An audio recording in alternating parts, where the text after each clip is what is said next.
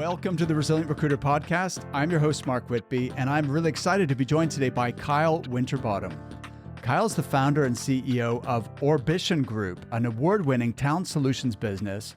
They're based in Manchester and focus exclusively on scaling data, analytics, and artificial intelligence teams across the UK, Europe, and the USA.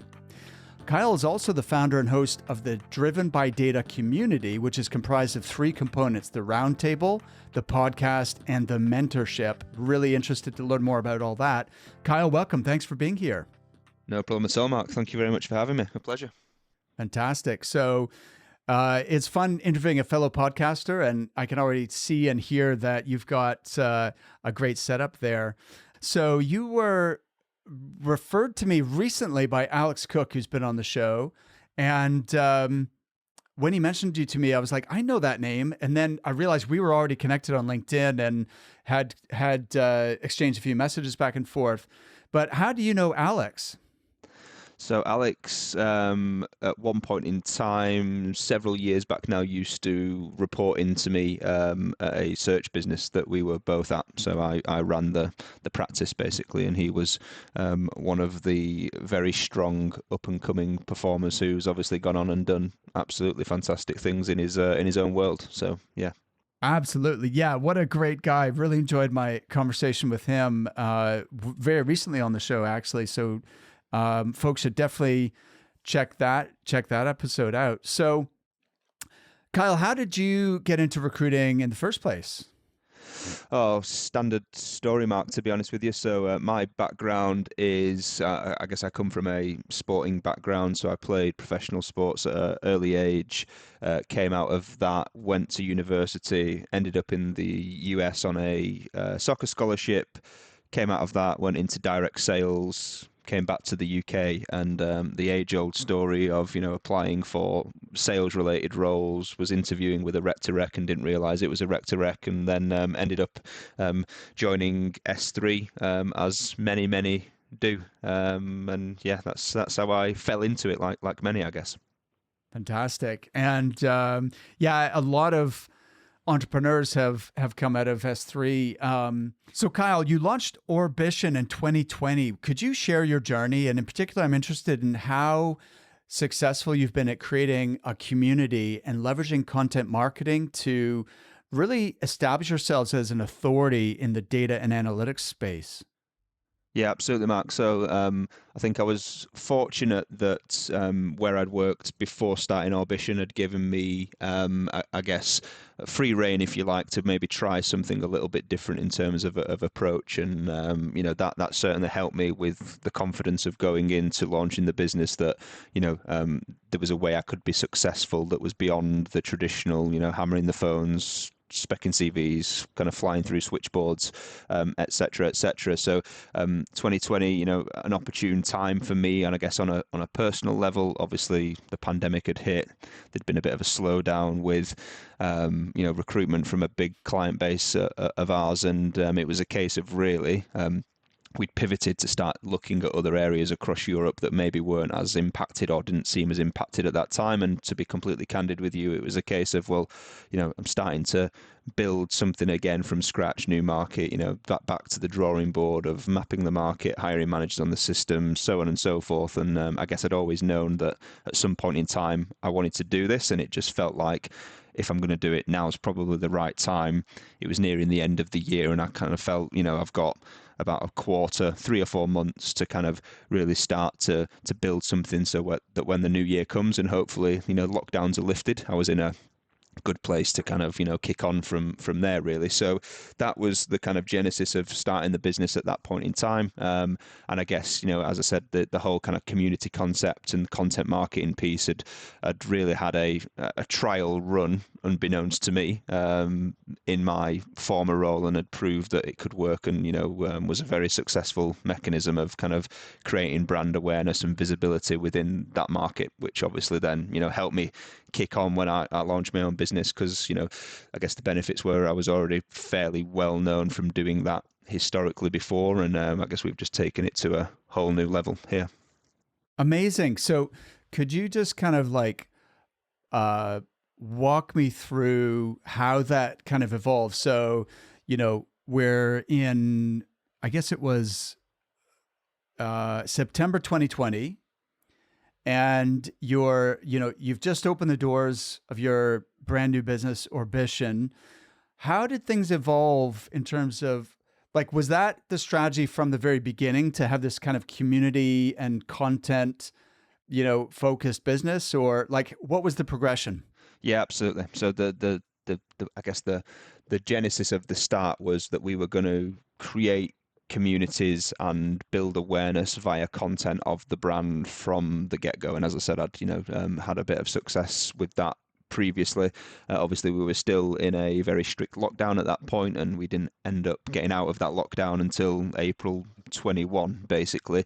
I think where I was previously, I had I was looking after a geographical region as far as the former business, so I had some fairly strict kind of restrictions on what I could and couldn't do, so I just took myself out of that. Obviously, being based in Manchester, I ran the north of the UK and certain parts of Europe. So I did what anyone would do and kind of focused on the south of England and basically replicated the kind of community and content approach specifically to that audience and that market that I'd done in my former role. That was more, I guess, focused and targeted towards the kind of big cities in the north of England, effectively.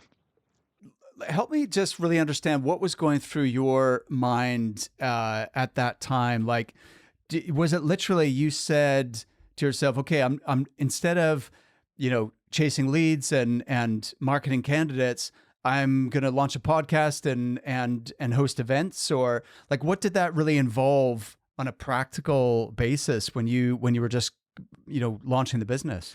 Yeah, so I think as I said, I'd had almost a trial run at this before, right? So in my former role, we created a community that was very north of the UK centric.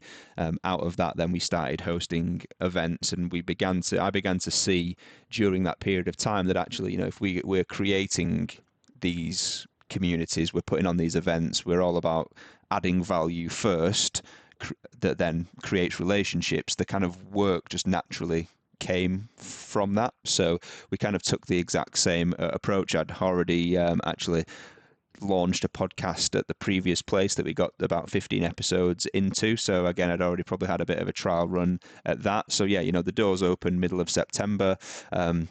By the middle of October, we'd launched the podcast. Obviously, we were still in lockdown, so events weren't as forthcoming as obviously they are now.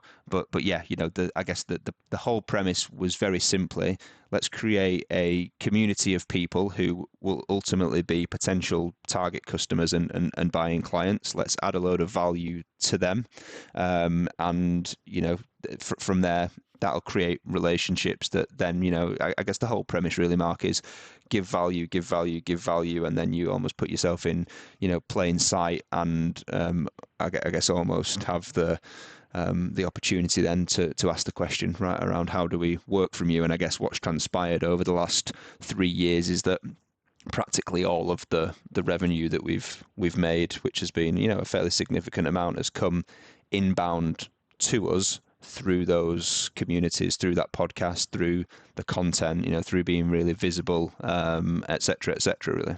It's incredible. So I think you shared to me on our previous conversation that pretty much 100% of your business has been inbound. Did I catch that right? Yeah, absolutely. I mean, that's, for a lot of listeners, that's going to absolutely blow their mind because it is so different to the way that most recruitment businesses operate. So I'm really keen to pick your brains on this and understand, the sort of roadmap you followed. So I guess what you're saying is within a month of launching, you already had started your podcast. And how did things progress from there? Yeah. So I guess we're targeting people that we knew. It's one of them, Mark. You know, right? You run a podcast, so at the start, you're effectively selling a concept and an idea of what the future version of this podcast will become, right? I guess now we're in a completely different. Yes. We're in a completely different place, right? Where we have, almost 35,000 listeners in 147 different countries. We're monetizing the podcast via sponsorship. And as you know yourself, right, the more listeners you get, the more accolades you get, the more accolades you get, the better the guests you get, the better the guests you get, the more listeners you get, and it becomes a kind of self-fulfilling cycle at that point. So we started out with, targeting people that we felt would allow us to come across as credible, that were people of, influence and seniority within that marketplace who had something to share. As I said, I was very fortunate that I had a lot of connections from being in this market for a long time that were, willing to give me their time. And to be honest with you, neither myself nor them probably thought the podcast would turn out to be what it has become, in all candidness, right? And I guess it's just evolved from there. So the events were the kind of starting point of what I'd always done. So I started hosting data analytics leadership events in 2018. Obviously, I had a trial run with another podcast in my former role. So when it came to launching Orbition, we kicked that back off again pretty much from the start. And since then, it's always been a case of, well, how do we continue to grow and develop and innovate on that? Because ultimately, when I first started doing events, very few recruitment companies were hosting events, and even fewer were doing it in the sphere of data analytics, right? Same when I started the podcast, very few recruitment companies were doing podcasts. Now everyone's doing events. Now everyone's doing podcasts. So the next iteration of that kind of community that we were trying to build was this mentorship program. Now I see loads of other recruitment companies having a mentorship program. So I've always been very conscious of how do we stay ahead of the curve, but whilst also trying to, maintain almost number one status in each of those categories around putting on the best events possible with the best people that people keep coming back and people, are kind of clambering to be in. Same with the podcast, same with the mentorship program, et cetera, really. So, the podcast has become a bit of a household name, which obviously helps us. I guess the whole community concept, really, if you kind of relate it back to 100% inbound revenue, that doesn't mean that we haven't instigated some of those relationships. We will purposely go and target people that can add a lot of value to that community, who are also people of power and influence within the market, who we, at some point in time would probably like to have a conversation with about how they do their recruitment and staffing and search, right?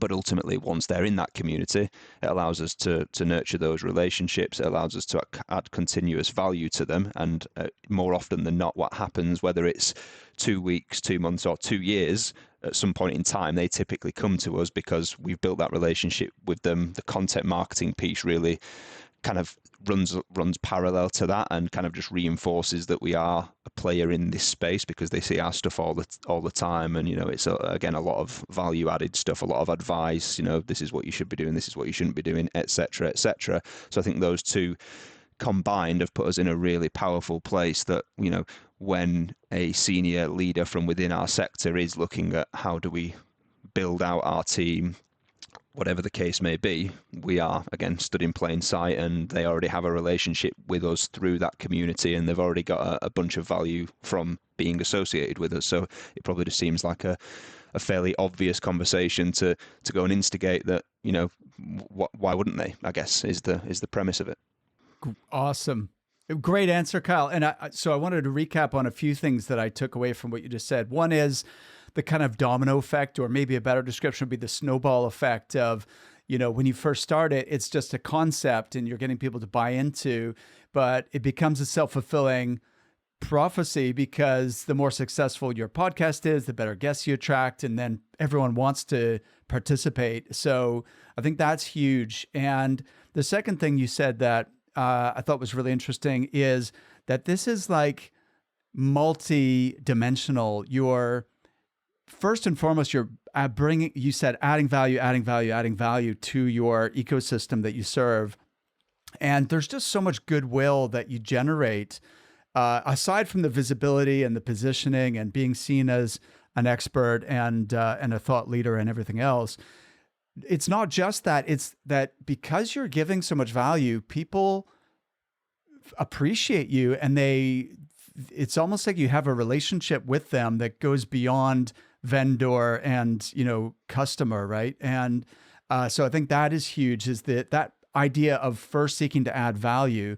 And then the third thing that you mentioned is the idea that strategically you're inviting people on the show who, number one, are going to contribute and bring that value to your audience and that insight. But number two, so they're also influential. And so therefore there's a sort of credibility that transfers to you because you're clearly have a relationship with that individual. And thirdly, some of those people are potentially you could do business with as well. And I like how you said it might be 2 weeks, 2 months, or 2 years, because it's a secondary objective, right? Your first objective is bring value to my audience.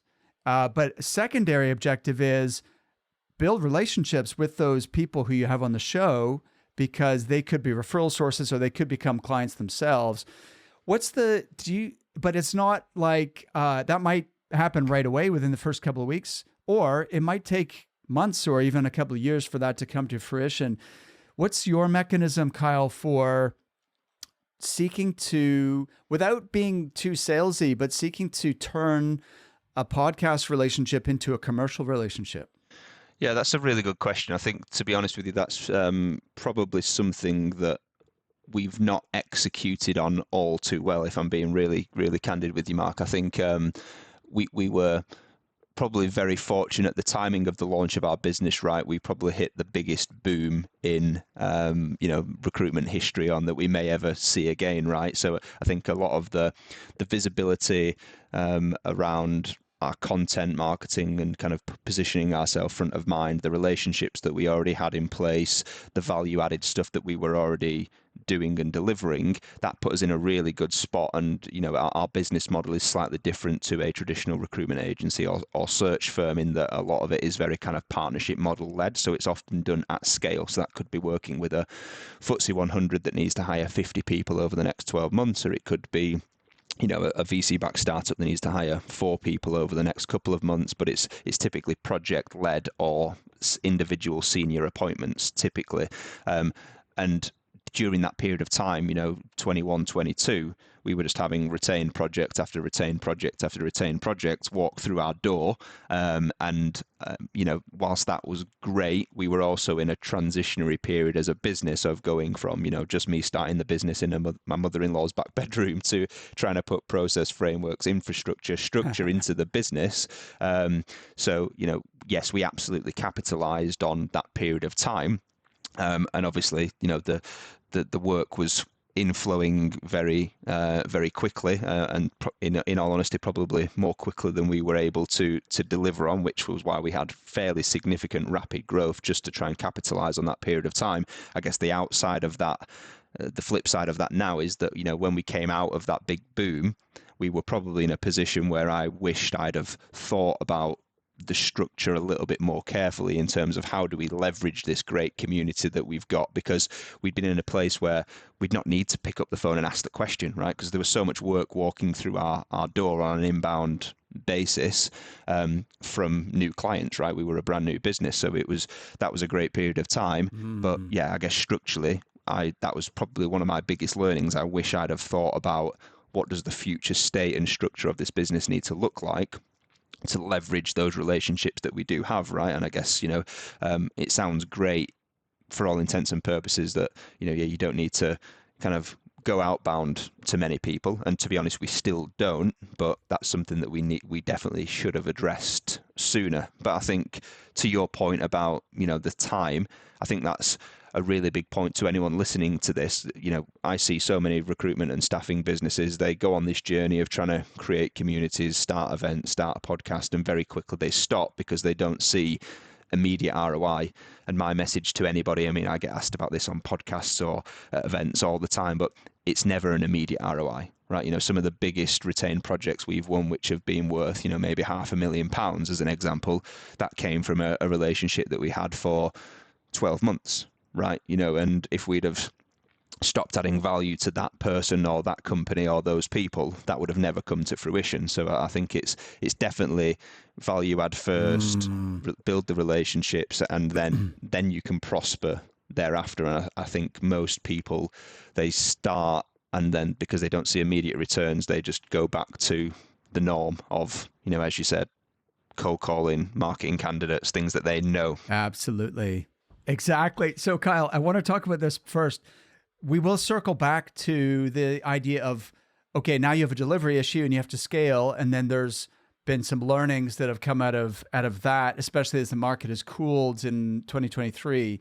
So we will get to that. But first, I just want people to really understand the power of this, because like it's pretty unheard of for a new business to like have that rapid growth and have all those meaty retained projects like inbound. That just doesn't happen. And so I think there's a couple of things to think about here. One is, often when people launch something like this, a podcast, it's very tentative. They dip their toe in the water and they say, well, I'll do one a month or something because I need to keep doing all this other stuff, the cold calling and the outreach.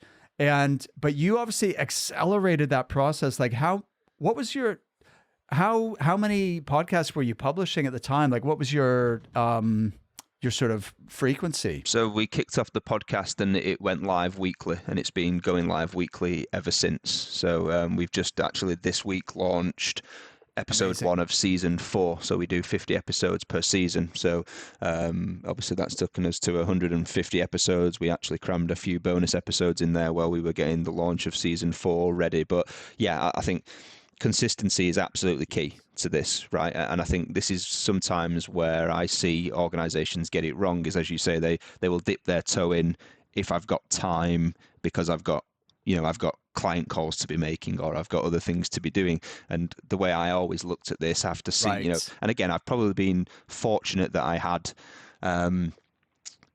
almost a trial run of how this thing can work. So, there was probably a few tweaks that I made when I did launch the business that, I'd do this a bit better, or I'd do this way instead. But ultimately, you can, when I'm, speaking to potential guests as potential, to come on the podcast, that's still speaking to clients. Right. So ultimately, what's the difference? Exactly. What's the difference? And it's just Right. the mechanism of engagement, right?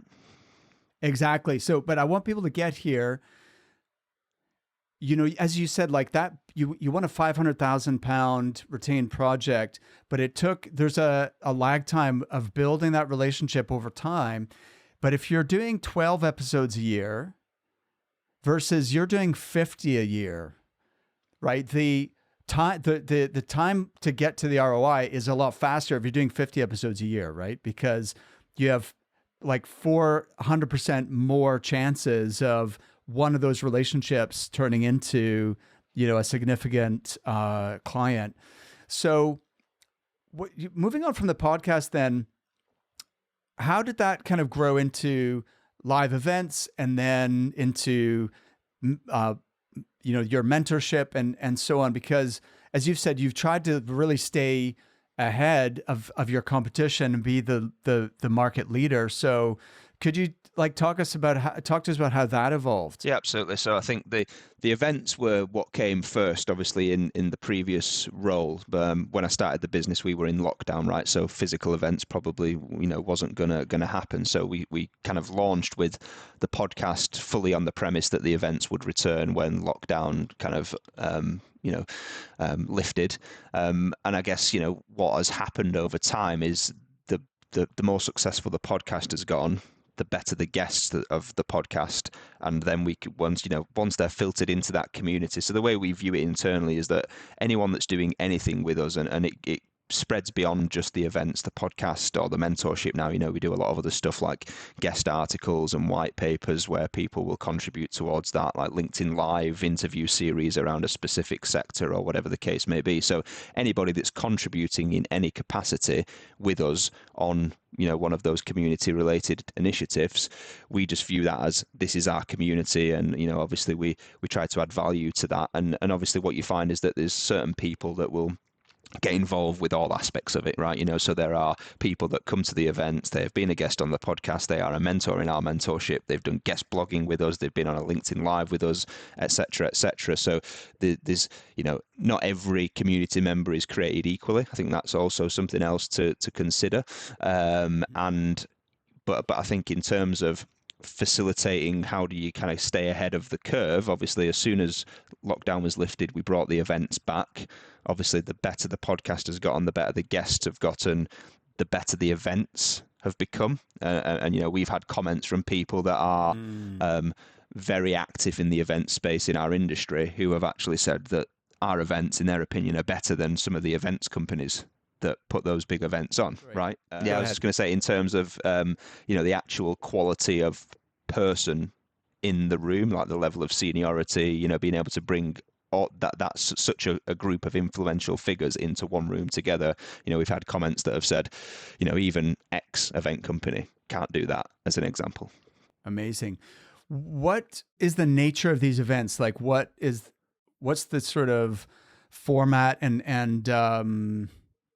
what's the format of those events? So the events are kind of roundtable format, and to be honest with you, for a long time we struggled with getting the balance right of being able to scale the events, because we very quickly got to a place where we had more demand than we could facilitate. So, we had one or two options at that point in time. It was either, do we change the format, so move away from a round table and it become a panel or a conference or whatever the case may be, or do we just put on more events? Now, the community in of itself preferred the intimacy of the round table. So the way that works in reality is, we, as someone that's very intertwined in the industry, I put out 4 or 5 different topics of things that I hear consistently around challenges, opportunities, whatever the case may be in the marketplace. I put that back to the community. They vote for which topic they want to speak about. And from there, the top 2 topics win. So we have, kick off the event, have one topic, break for food and drink, have the second topic. The events are chaired by people from industry, so we just play facilitator in all honesty. But we had a challenge scaling that, because we were having very counterintuitively for us, having some really great people, very influential people saying, I'd love to come to your event. And I was like, well, there's only so many people you can get around a round table, right? And what we can't be doing is kicking people out. So we've managed to get to a point now where for our London event in the UK, we've managed to scale that. So we have, probably somewhere between 60 to 70 kind of chief data officers or people at that level come to the events every quarter, and we just have a bigger event space and more tables. So we might have 6 or 7 tables of 8 to 10 people per table. Everyone's discussing the same topic. Each table will have their own chairperson. We bring all that together at the end and kind of talk, more holistically about what that table was discussing, any key themes that were coming out of it, and so on and so forth. And that's worked really well, because a lot of people like the intimacy of the round table discussion, but also being part of a bigger group from a networking perspective. So that's worked really well. So that's brilliant. And so I was going to ask, like, how many people works in a round table, and then how long are these events? How long is the event for? Yeah, so the events, we run them for, well, I guess they're in the calendar for about 3 hours. So we normally run them 4 p.m. till 7 p.m. But obviously people stay around and network and have a few drinks thereafter. Again, the round tables in that environment are normally, 8 to 10 people per table, and we will have 6, 7-ish tables. So no, that works really well. And Kyle, do you charge people to attend the event, or how do you manage the cost of something like that? So yeah, no, and I think this is the thing where we're getting to now. So we've never charged anybody for anything as part of our community, right? So it's something that we self-fund and always have self-funded and always will self-funded and self-fund. So people don't pay to come to the events. People don't pay to come on the podcast. People don't pay to be part of the mentorship scheme. That's, we absorb all of that cost. In all honesty, it pays for itself by the relationships that we create and the work that we win off the back of it. We're in a very fortunate position now, actually, where we're having some fairly sizable organizations within our space pay us to sponsor those types of things, which again, there's a very fine line on that, getting the balance right so that, you don't then start to become another event company where, people are being sold to and it becomes a big vendor fest type of thing. But yeah, we're getting to the point now where we're able to make money off of that type of stuff as well. Nice. Okay. I love it. And so you mentioned the London one where you might get 60 or 70 chief data officers. Do you do them in other cities Yeah, as well? so we do them obviously in Manchester where we're headquartered. That's obviously a smaller community of people at that level. We've done them out in the States. We've done them in certain parts in Europe as well. So yeah, the plan is to probably take them global on a more consistent basis. We've trialed other locations to see if the appetite is the same. But I guess as with all of these things, it becomes easier to sell, position, and facilitate because we now have something very tangible that we can show people, right? We can show people pictures and video clips of the events that happen in London so they can see the size and the scale, and it's in a nice swanky room, and you've got the CDOs of all these big name brands that come, so we can kind of show them this is what we're trying to recreate here, and that becomes a little bit easier. Whereas at the start, obviously, when I first started doing this, as we discussed, what you're selling is a concept of a potential future vision of what you think this might become, right? And you need one or two first movers to come with you to make that a reality. Absolutely. No, that's awesome. So are you personally facilitating or hosting those events in all the other locations, Kyle? Or or is it team members, or are they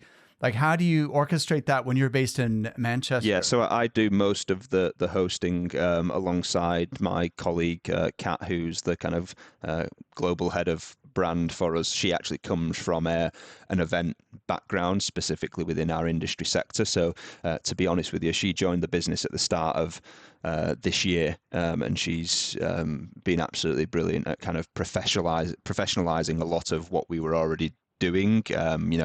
I guess merely based on her experience and expertise in how you make that happen, but also in the fact that it's taken a lot of the time off of me, right? Because I was doing a lot of the facility, everything from inviting the guests, pulling the topics together, etc., etc. Great. Love it. And so what is the mentorship and how does that work then? Yeah, so the mentorship program, again, that came from just a place where I'm continually looking at what is the next thing that we can do for this community that adds value, and how can we do something that also strategically aids the direction of the business. The mentorship, is the third component of our community that sits under those three pillars of what we do of event, podcast, and mentorship. And to be honest with you, that was just a gap that I spotted in the market where, and again, it's interesting because we contribute to both ends of these spectrums, which I'm about to kind of outline. But obviously at the senior end of the market, there's a lot that goes on. There's events, there's dinners, there's conferences, there's, blah, blah, blah, blah, blah, a lot that happens for that crowd. Equally, there is a lot that goes on in universities and programs around that to help get more students into the data analytics arena, again, which we contribute to. So I do a lot of public speaking at universities to raise the profile of data analytics as a career, etc. But what we noticed is outside of the major kind of enterprises that have, huge capability and financial resource to kind of facilitate graduate programs and, career development plans and all of that type of stuff, most data analytics team in your average organization are actually fairly small, right? And what happens then is those people that come into that organization, they will quickly realize that my opportunity to develop and progress and upskill is completely at the mercy of how much time, effort, and energy and resource and finances that this company is willing to put into me. And in many cases, there's just not enough of that to go around, right? So we work in a talent short market for sure, and the last thing we need is for people to be falling out of the industry because they can't see a way forward. So because we had such a network of influential people at the senior level, we just went to them with this concept of we think we can play facilitator here on this mentorship program where it's basically an opportunity for you to give back, but really the tagline of that is to develop and upskill the next generation of data leaders. So and obviously what the people in the program, they're probably early careers, so maybe 3 years plus that are looking to be mentored, we just bring them together, right? So all of the people that come to our events, all of the people that have been on our podcast, a lot of them are also mentors in our mentorship program. Again, we have all of this hosted on our website. So if anyone wants to go and have a look, you can see the types of people and brands that we have associated in that mentorship program. But we just play facilitator. So one thing I was very conscious of is not making it like an academy where there was a curriculum, because obviously then we have to start to manage what that looks like, and we start to kind of put people into boxes of this is what they want to learn or this is what they want to be mentored on. And we wanted it to be very much about them and that relationship with their mentor. So, we do the pairing based on what this mentor and mentee want to get out of that relationship, whether it's career advice, whether it's kind of technical upskilling, whether it's communication skills, whatever the case may be. We bring the pairing together and then we step back and get out of their way. And some people speak on a weekly basis, some people speak every 2 or 3 times a year. But we're about to launch the 6th cohort of that mentorship program, which will take us to about over 300 people involved, all told. So yeah, that's interesting, Kyle. I honestly think you could charge for that. We have a client, Lauren Steibing, who is her business Ellis International. So she has an executive search business in consumer goods, and she's launched a kind of another brand called Elevate, which is her mentorship program. Again, it's for leaders within consumer goods, and the companies who, like, basically the companies pay for their employees to be mentored by another executive matched up with an executive who's more senior at another firm, still within consumer goods, but obviously not directly competing product lines. And that's been really successful for her, because something I know is what you're describing, you make it sound like a lot easier than it really is. Like the whole pairing of, like, you've had 300 people who you've had to match up. That's a lot of work, right? And I don't know how you guys do it, but I'm sure there's a huge amount of work and thought that goes into that. Do you think you would spin that off into an actual revenue stream? At this point, I'd probably say no. I mean, I think, look, we certainly could. And again, it's just like the podcast and the events, right? We've gotten to a point now where there's, people probably would be willing to pay to come on it. And we get a lot of PR companies come to us with, can we pay to have one of our clients come on your podcast, right? That's not really what we do it for. It's more about the brand visibility and having that relationship, because I think for us, in all honesty, what we can earn from, charging for a mentorship program will be really insignificant in comparison to what we can earn off having that relationship with those people. And obviously we're, again, think about the long game. Some of these people are, 3, 5, 10 years into a career being mentored by someone significantly more senior than them. At some point in time, they will also be a decision maker, right? So I think that's our take on it. Yes. Currently, could we? I think we could. Would that put people off coming in? Potentially.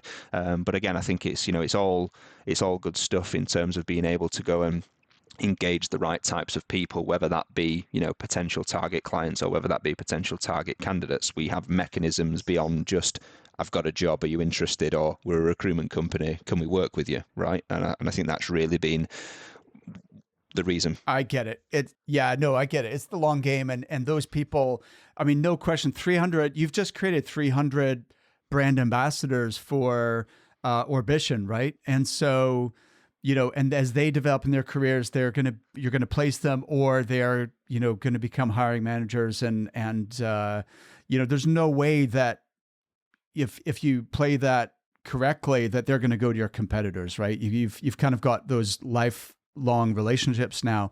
Kyle, talk to me about how you were sort of forced to scale maybe quicker than you had planned because you had these like retained projects, and then what the learning from that has been, or what you feel like that in retrospect, the mistakes have been that you're now Yeah, recalibrating? 100%. So, as I said, we were at a place in time where we'd done a fairly good job of creating that community, adding a lot of value to it. The content marketing piece was almost fueling the fire even further around that.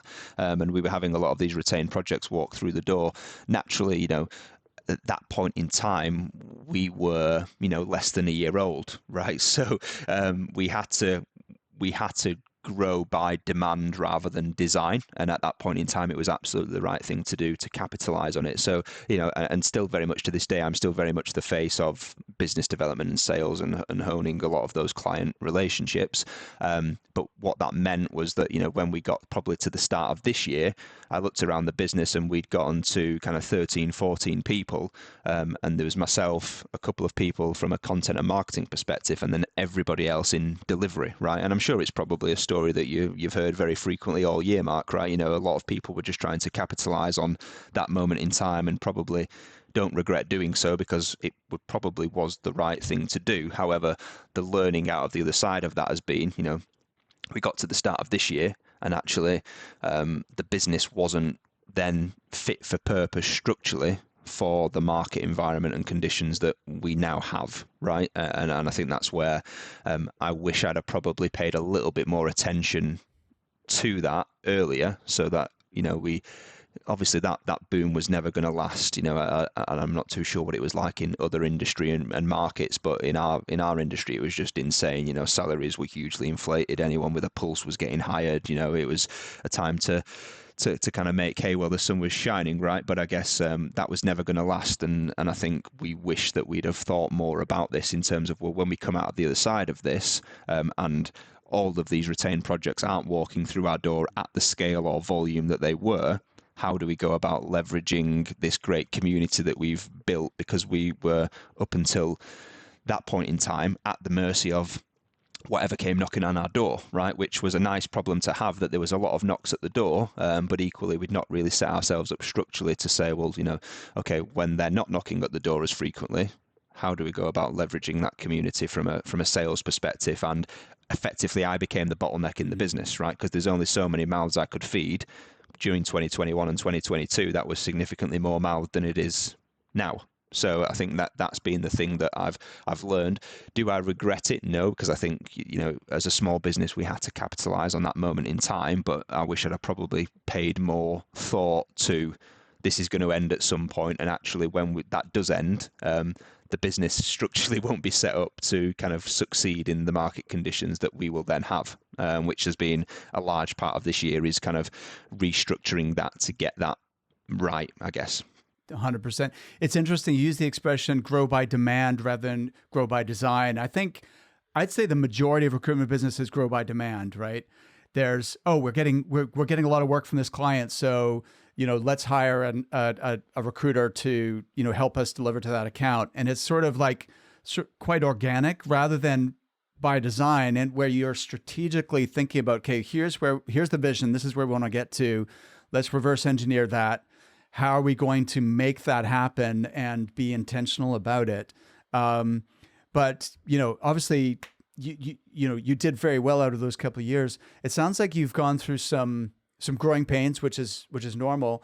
When was the moment in time this year when it was like that realization? Okay, there's been a shift in the market, and we have to adapt, and we're going to have to restructure internally. We're going to have to approach our business development a little differently, be maybe more proactive. What can you look back and pinpoint when that happened? And Yeah, I think it was probably getting towards the end of Q2, if I'm honest, and I'm still, I'm a big believer, Mark, in, first of all, you've got to look inwardly, right, at were you doing the right things? I think it's very easy to say, the market fell off a cliff, and obviously it did in terms of the demand of the market and the pace of recruitment, and the size of, what comes through our door now on an inbound basis is vastly different to what was coming, the pace of what was coming in and the size of what was coming in previously.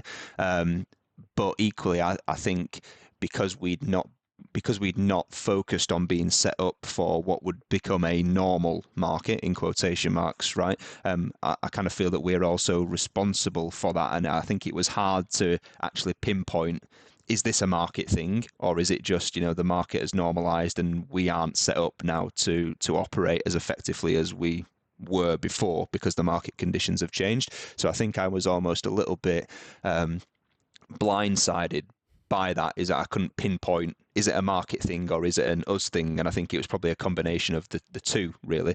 And I think the reality of the situation now is that we probably should have made decisions about restructuring in terms of the formation of the business, if you like, a lot sooner than we did, for sure. But again, I think that was probably down to maybe a bit of naivety on my part that,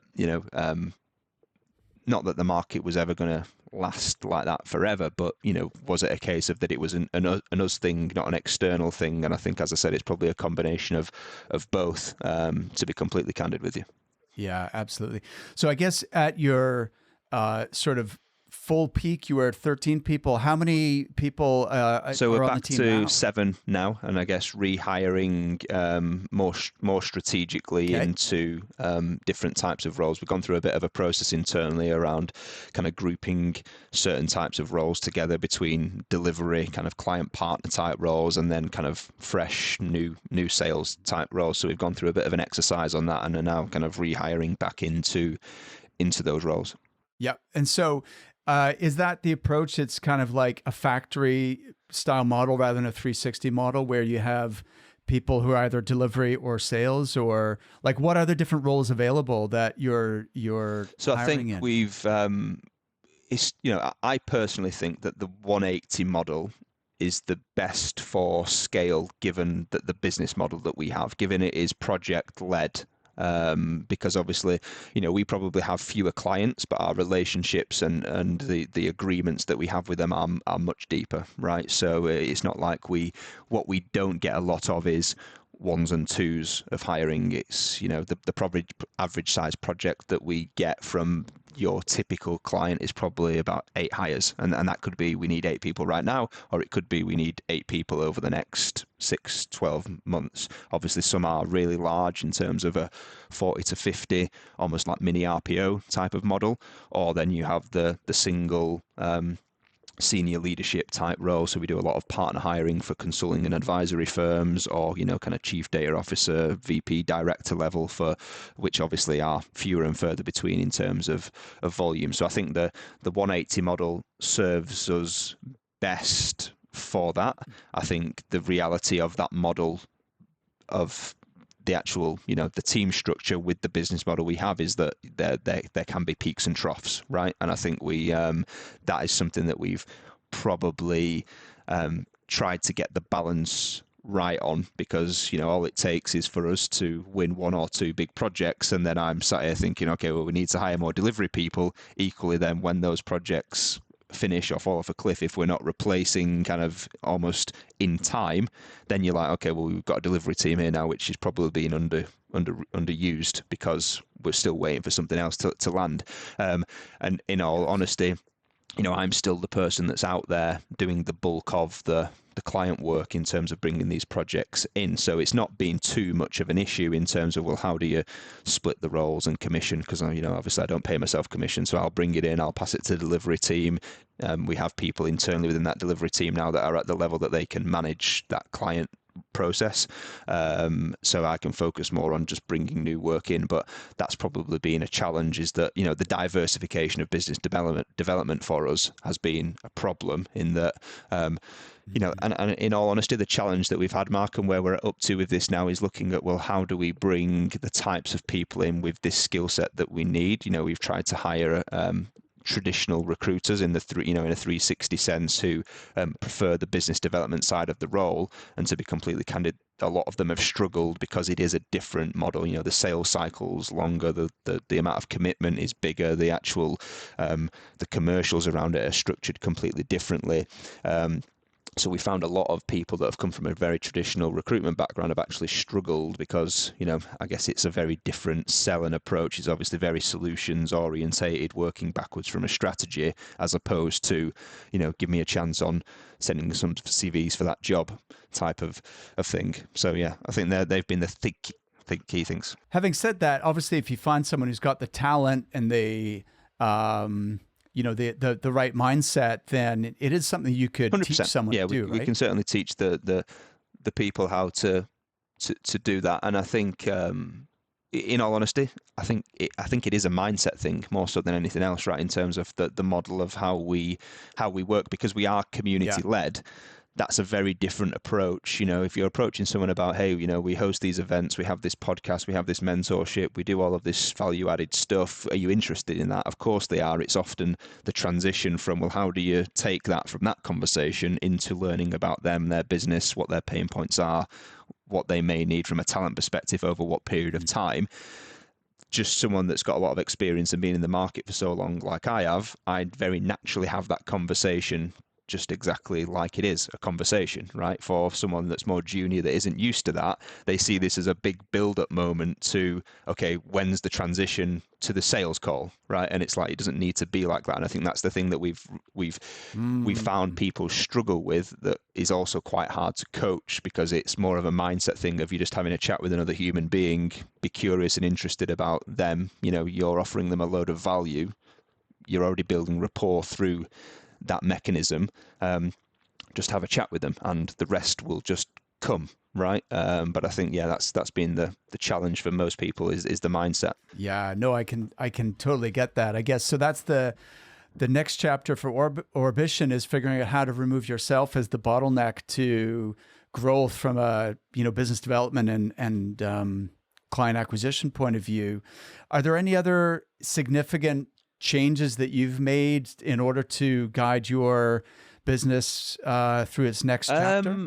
No significant changes as of yet. We're getting a lot of interest from outside investment and other bigger recruitment organizations in terms of acquisition. So we're not closed off to that, so there's some conversations going on there. Obviously we're kind of looking around at, are there people out there at a more senior and strategic level that can help us through this next stage of kind of growth and scale. But yeah, I think we're at a point in time at the minute where it's just get through the next few months to the start of the year and maintain the good run of form that we've currently got, and then start hiring into those kind of key strategic hires to help take us to the next level. I think one thing that I think I'm fairly good at, Mark, is I'm very self-aware about what I'm good at, what I'm not, and where I think my time and efforts and skills are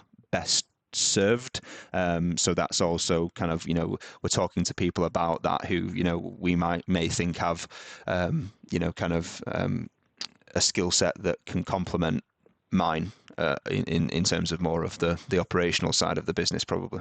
Kyle, that's huge. And it's so important for leaders to be self-aware and recognize, I know that the number one thing that stops or slows entrepreneurs down in their growth trajectory is trying to do too much themselves rather than leverage other people's talent and focus on what they do best and let go of everything else. So, and definitely operations can be a key to unlocking further growth. If you have the right, COO or operations director, that could be a game changer for 100%. sure. Kyle, listen, I've loved hearing your story. Thank you so much for being on the show and sharing your journey. And let's do it again, maybe in a year or so, and you can tell me everything that you've learned. Yeah, absolutely. I'd love to come back, Mark. Yeah, pleasure being here. Thanks, Kyle. Awesome. Listen, have a great day, and congrats on your success so far, and Perfect. can't wait to Cheers, see what Mark. happens next.